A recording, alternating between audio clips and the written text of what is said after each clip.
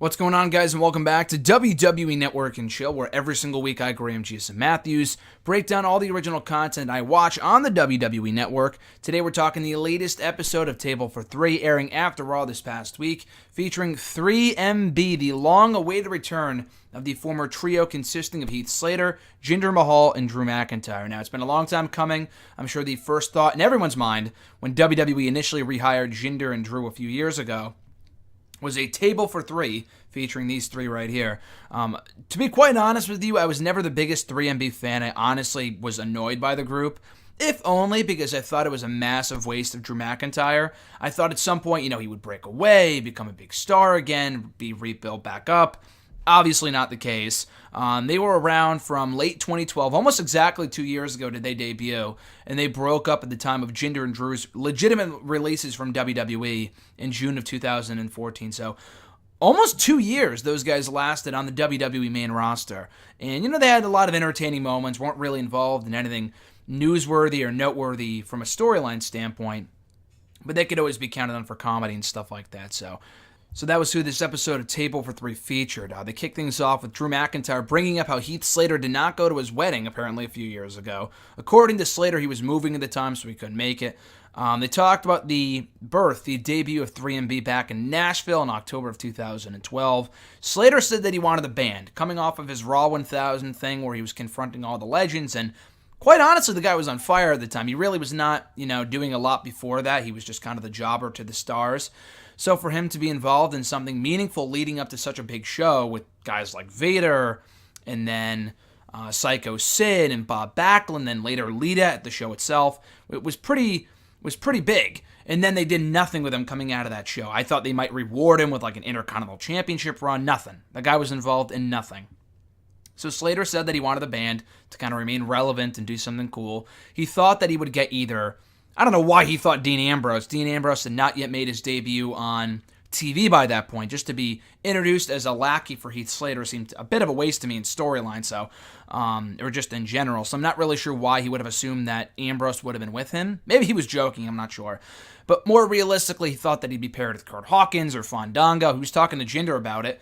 And then Michael Hayes said that Vince wants Drew McIntyre and Jinder Mahal with Heath Slater. And Slater was like, he was shocked. McIntyre was directionless anyway. Drew was talking about how he really was not doing anything. He was just kind of there for years. For a while. After 2010, after his one-off run as a tag team champion with Cody Rhodes, Drew really did nothing for the better part of 2011 and also in 2012. So if nothing else, it was something new for him. They talked about having gear made, but it was nixed, and Vince only really wanted them to wear the leather pants so they can all have matching gear, and that's what they would be wearing. So Drew recalled a wardrobe malfunction that he had, of sorts. Nothing ripped or anything, but the pants were so tight because they were leather pants. He tried to do the Claymore kick during a match with Ryback in early 2013, so when he lifted up his leg to do the kick to Ryback, he did it so high that he went up in the air. His other leg had to go up in the air too because the pants were so tight he couldn't really spread his legs all that much. And then he went flying backwards and almost concussed himself in the back of his head because he landed on the mat so hard. They talk about Tout and really making the most of that and how they kind of appear to be drunk on there a few times and using that as a platform to get themselves over. They praised Hornswoggle's involvement with the group towards the end of their run in 2014, and including their involvement in the first ever and only to date WeLC match at Extreme Rules 2014, which was honestly a great match, a lot better than it had any right to be. And they teased putting out an album and doing all this other stuff, which obviously never really came to be.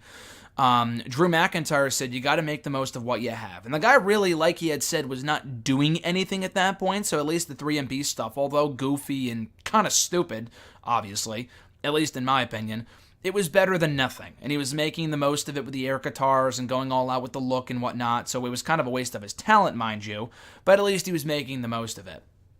And they talked about the release. Their releases from WWE, Drew and Jinder, that is, that they were on Raw the week before they were released, so it came as a bit of a surprise. Everyone else really was not doing anything. People like Kurt Hawkins, Brodus Clay, JTG, they had not been on TV for months, if not years. So for them, it really was not that much of a shocker, whereas with people like that, Drew and Jinder, They were on Raw every week. They weren't doing anything. They were jobbers to the stars, but at least they were on TV every week. So not only were they surprised, but Slater was surprised too. He thought that he was next. He was talking to Jinder and Drew on the phone after he found out they were released. He called them up and was like, I think I might be next. Obviously, he wasn't. And Slater went on to have a few big victories afterwards over people like Dolph Ziggler in early 2016 and Seth Rollins on Raw like a few weeks after being, after 3MB no longer was the thing. And they were booked for like several house shows and tours and stuff before they were released. So again, it came as a bit of a surprise that they would just be, fired cold turkey. But McIntyre talked about, and I think he's mentioned this before in NXT, how he just moved in with his girlfriend at the time of his release, and he had no idea what he'd be doing next to make money.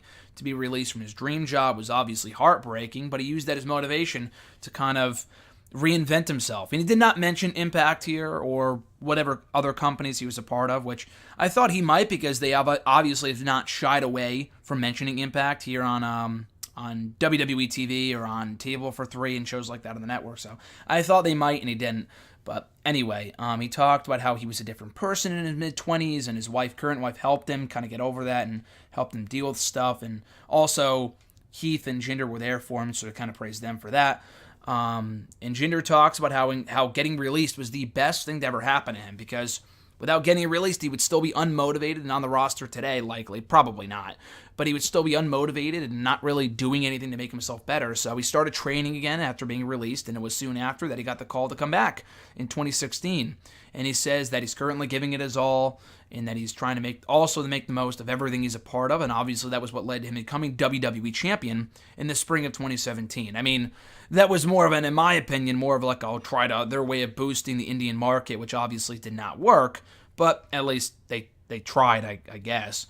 Anyway, so Drew McIntyre recalls debuting in FCW in 2008, getting called up in 2009, being endorsed by Mr. McMahon, and that he didn't know he was going to get called up, or rather Mahal, with Drew. He didn't know that McMahon was going to call him a future world champion, so he had to kind of continue along with his promo segment. He thought, he knew for a fact that McMahon would be out there to say a few words about him, but he didn't know that he'd be out there to call him a future world champion. So he was kind of starstruck by that, something that Vince does not do often. I don't think he's done since.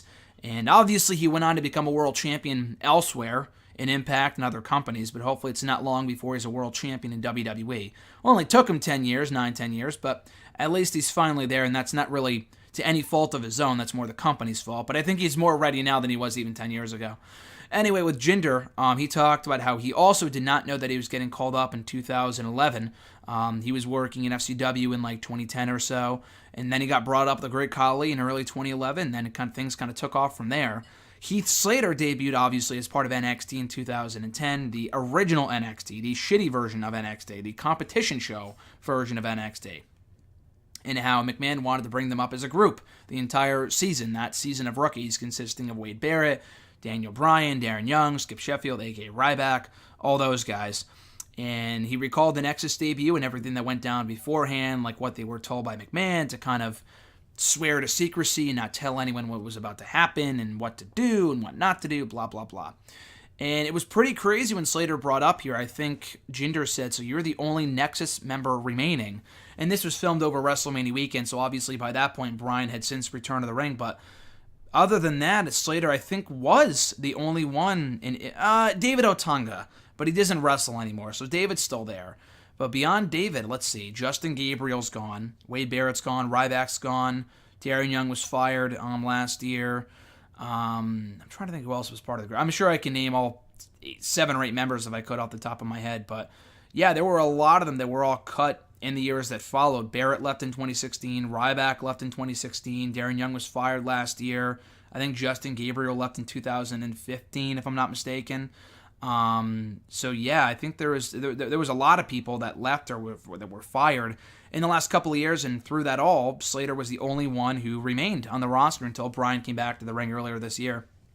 And he knows that he's the comedy guy, but he wants to do anything asked of him and make the most of everything that he's a part of, whether it be the core, or the Nexus, 3MB, the Social Outcasts, and that's why he's still on the roster today, because he can always be counted on to do whatever's asked of him. And obviously he was rewarded for his efforts in late 2016 as one half of the first ever SmackDown Tag Team Champions alongside Rhino, which was a lot of fun, and they're still teaming today, which was, kind of random because they really have not done anything since they dropped the tag titles 2 years ago. But at least he's still with the company and still doing his thing every once in a while. And they also talked about making it to WrestleMania 30 together, where they eliminated a bunch of people in the first ever Andre the Giant Memorial Battle Royal. And then they're back in New Orleans 4 years later for WrestleMania 34. Drew was not at WrestleMania at 34. He was there for WrestleMania weekend. He ended up returning to TV about a week or two later when I was at Raw, the Superstar Shakeup, which was cool. So yeah, he was in town for WrestleMania, just kind of scout the talent. I think he was on like the kickoff show, I feel, for like New Orleans, or I know he was in the area. He was obviously there, and then he came back to TV soon after WrestleMania. Jinder was there. I think he won the United States Championship at WrestleMania this year. And then Slater, I think, was in the Battle Royal at WrestleMania on the kickoff show. But yeah, now all three members of 3MB, they teased the reunion here. And they kind of obviously tongue-in-cheek, Drew and Jinder kind of walked off saying like, hey, Slater, we don't really want to go to Tazoo's with you, or whatever the fuck the name of the bar was. But they teased a potential reunion. I really have no interest in seeing a 3MB reunion. Slater is a face. Drew and Jinder are heels. Jinder and Drew are two totally different levels than Slater. Maybe Jinder. I don't really care about Jinder at this point. Drew is on a completely different level right now, so we'll never really see a full-fledged 3MB reunion. I feel like it may have been teased backstage or something. I know it was in like a match at one point. I know I think it was Drew and Dolph faced Heath and Rhino, I think, a few months ago on Raw. And it was teased then that, that it was brought up that they were in 3MB together. But yeah, beyond that, we really have not seen much interaction between the three, despite the fact they're all currently on the Raw brand. But that did it for this episode of Table for Three. I enjoyed this a lot. This was a long time coming, the 3MB reunion featuring Heath Slater, Jinder, and Drew. Our first Table for Three in about 2 months. Our last one, I think, was with Matt Hardy, Xavier Woods, and Zack Ryder back in August. So great to have the show back, and with a very entertaining episode featuring 3MB. So be sure to check it out on the WWE Network. Clocks in at around 25 minutes or so. By the time flies by, the conversation. Very entertaining. Be sure to check it out at your leisure on the network. So we'll be back on either Friday or Saturday, probably Saturday, I think, with my review of Total Divas from this upcoming week on Wednesday, Season 8, Episode 3, so stay tuned for that. In the meantime, and in between time, though, folks, be sure to like this video, drop a comment, share the video, and subscribe to the channel for more content. Enjoy the rest of your week, folks. I'm Graham G.S. Matthews, and I'll catch your ass down the road.